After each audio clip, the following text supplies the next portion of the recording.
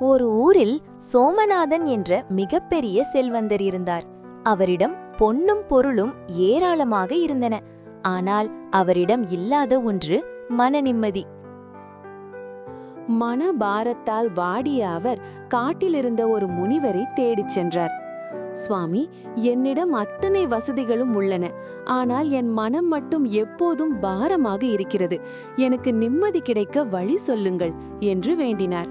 முனிவர் அவரிடம் ஒரு காலியான பையை கொடுத்தார். மகனே, இதை சுமந்து கொண்டு என்னுடன் வா என்றார். அவர்கள் நடக்கத் தொடங்கினர். வழியில் தென்பட்ட கனமான கற்களை ஒவ்வொன்றாக அந்த பையில் போட்டார் முனிவர். தூரம் செல்லச் செல்ல பையின் கனம் அதிகரித்தது. சுவாமி, என்னால் முடியவில்லை. என் தோள்பட்டை வலிக்கிறது, கை நடுங்குகிறது. இந்த பை மிக மிக கனமாக இருக்கிறது என்று சோமநாதன் கதறினார்.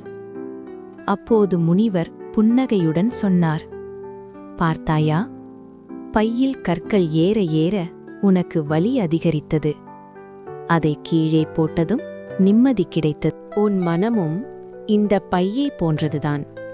தேவையற்ற கவலைகள், கடந்த கால கசப்புகள், பேராசை என்ற கற்களே நீயே சுமந்து கொண்டிருக்கிறாய்.